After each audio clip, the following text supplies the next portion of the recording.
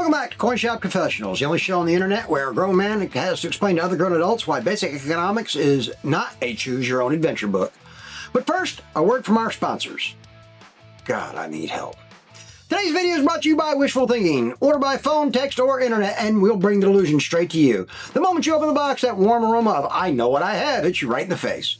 You can practically taste the imaginary profit margins. Every order comes loaded with extra cheesy confidence, a thick crust of misinformation, and a generous drizzle of "Google said it's rare." Perfect for those nights when you want to start spending the GDP of Guam before you even leave the house. Our signature item, the Retirement Plan Special. We season it with just enough misinformation to make you believe your bicentennial quarter will pay off your mortgage. And don't worry, wishful thinking melts the reality so fast you'll do a double take and then ignore the double take because, well, it doesn't fit the narrative. Wishful thinking, because why face truth when you can have it delivered?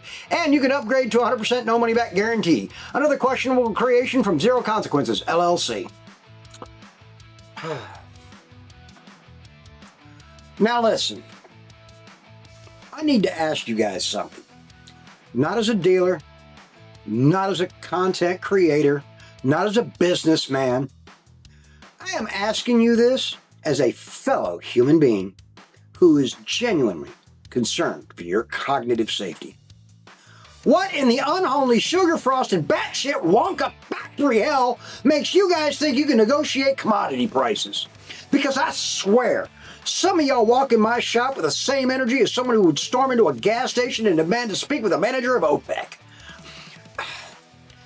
Do you guys actually walk up to the pump like, hi, I don't agree with today's prices. Patch me through to Saudi Arabia. I'll hold. Do you slap the nozzle like it owes you money? Would you walk inside and tell the clerk, the poor 19-year-old who's just trying to survive his shift, "Listen, buddy, I know the sign outside said $3.49, but I'm feeling $2.10 today. Go ahead and call the oil barons. Tell them to drop the price by 40%. Of course you wouldn't. The kid behind the counter makes like $12 an hour and he's trying not to cry. He's not calling OPEC. He's not negotiating with Exxon. He's not FaceTiming the Crown Prince of Saudi Arabia just to get you a discount on gas? Come on now.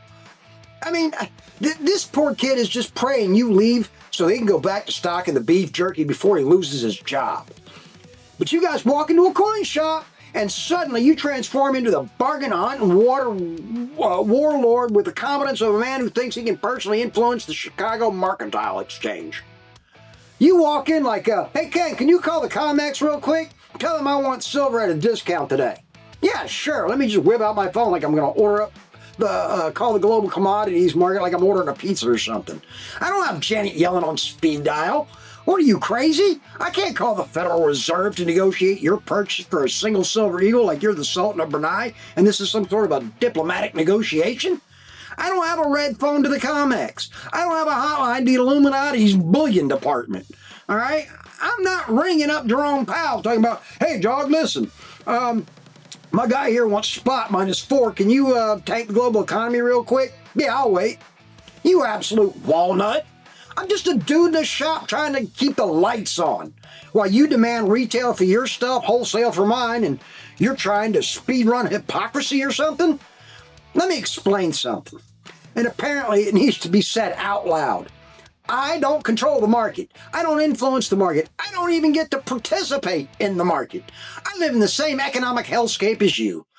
When silver goes up, I pay more. When silver goes down, I lose money. When the premium spikes, I get punched in the wallet.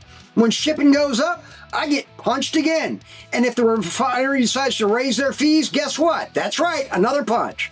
I'm not sitting in a leather chair stroking a cat controlling the price of gold like a Bond villain. I'm not calling the President of the United States like, "Hey, Donnie, buddy, listen. Can you settle the conflict in the Middle East so gas prices come down? This guy can get a silver eagle for like $3 cheaper." I'm not negotiating with China like, "Hey, Beijing, can you chill on the manufacturing slowdown so premiums can stabilize? My customer over here is feeling a discount today." And I can't email Russia either. "Hey, Vlad, can you stop destabilizing global markets? This guy over here wants to get his gold at spot. He's really insistent. You delusional moron." I am not the Secretary of the Treasury. I am not the World Bank. I am not the IMF. I am not the Wizard of Oz behind the curtain. I am a man in a shop with a cash register and a profit margin. But apparently, some of y'all think I'm sitting in here like the grand sorcerer of the precious metals. If I had the power to control commodity prices, I wouldn't be standing here trying to keep the lights on and the doors open. No, I'd be on a yacht shaped like a buffalo nickel drinking something expensive out of a cup shaped like your bad decisions. If I could move markets, I wouldn't be arguing with a man who thinks spot is a suggestion and a premium or a personal insult. No, if I had that kind of power, I wouldn't be here explaining economics to people who think TikTok is a financial institution. I'd be on a private island named Spot minus nothing, retired at 42, feeding grapes to a golden retriever named Liquidity. But no, I'm here with you in the same economy, in the same inflation, the same recession-adjacent hellscape we're all trying to survive. So trust me when I say this. If I could fix spot prices, I would have fixed my life first. So let's all grab our crayons. Let's try to connect the dots, like big kids do. Gas is a commodity. Silver is a commodity. Gold is a commodity. They all follow global markets, have refining costs, have shipping costs, have overhead. They all have taxes. They all razor thin margins. The only difference is the gas station gets to sell snacks and lottery tickets to make up their difference. I don't get that luxury. I don't get to sell Slim Jims and scratch-offs to cover your spot minus 3 fantasy. Here's some things you can negotiate, okay? A used car, a yard sale, a Craigslist couch, a flea market sword, a goat, maybe a kidney if you're in the wrong part of the world. Here are things you cannot negotiate. Gas, electricity, milk, oxygen, gravity, the passage of time, the silver, the gold commodities market, and me. Because I don't set the price. I just live in it, same as you. That's all there is to it. So let me say it clearly. I don't set spot. I don't control spot. I do not influence spot. I do not even get to vote on spot. And before you say, but spot is X, let me stop you. Spot is a fantasy number for banking trading 1,000-ounce bars. My buy price comes from the smelter. My sale price comes from the wholesaler. Spot is just the bedtime story they tell you on the internet. This is not a democracy. This is not a suggestion. This is not a vibe. It's a number generated by global markets run by people with more money than God, Bezos, and Scrooge McDuck combined.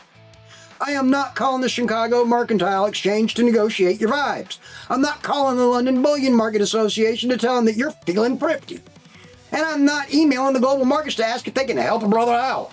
Buddy, I can't even get my internet bill lowered. You think I control the markets? So please, stop trying to negotiate commodity prices. Stop acting like you're the king of Zaire. Stop pretending you can influence global markets with your personal vibes. Stop trusting ring lights and internet fantasies. Start trusting math.